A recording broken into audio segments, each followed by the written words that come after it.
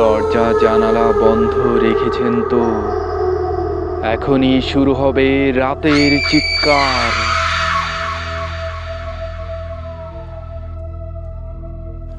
রাত তখন 2:30।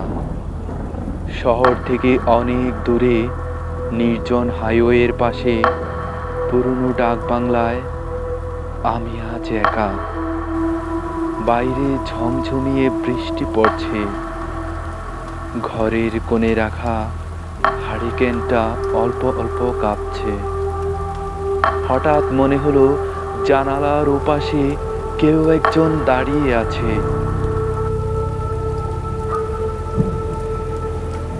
আমি জানালার কাছে গেলাম। পর্দাটা সরাতেই দেখলাম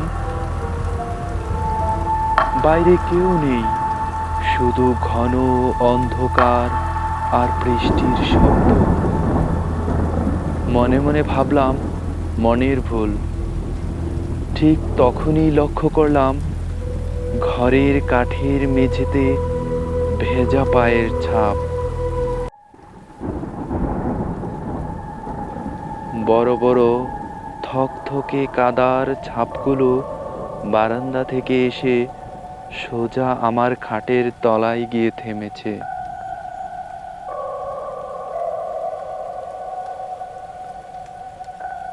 আমার শিরদাঁড়া দিয়ে একটা হিম শীতল স্রোত বয়ে গেল। আমি ভয়ে ভয়ে খাটের নিচে উকি দিলাম। না, সেখানেও কেউ নেই। কিন্তু অদ্ভুত ব্যাপার হলো পায়ের ছাপগুলো এখন আবার উল্টো দিকে যাচ্ছে, যেন কেউ খাট থেকে নেমে পেছনের দরজা দিয়ে বেরিয়ে গেছে। আমি সাহস করে পেছনের দরজাটা খুললাম।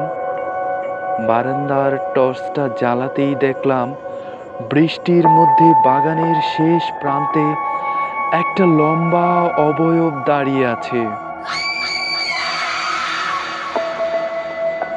পরনে জরাজীর্ণ কালো পোশাক, মুখটা কুচকুচে কালো। সে নড়ছে না, শুধু এক দৃষ্টিতে আমার দিকে তাকিয়ে আছে। হঠাৎ সে হাত তুলল। তার আঙ্গুলগুলো অস্বাভাবিক লম্বা, যেন হাড়ের উপর শুধু চামড়া লেগে আছে।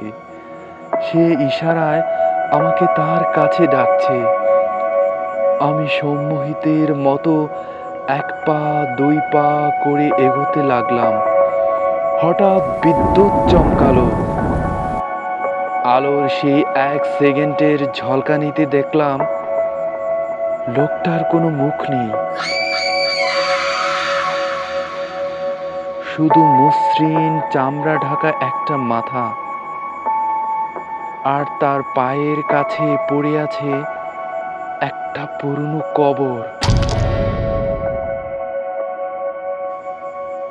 সে কবরের ওপর আমার নিজের নাম লেখা।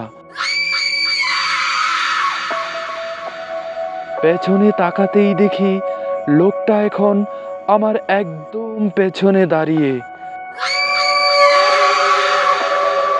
তার বরফ শীতল হাতটা আমার ঘাড়ে রাখা। কানে কানে এক অশরীরী গলায় সে ফিসফিস করে বলল, আজকের রাতটা তোমার শেষ রাত।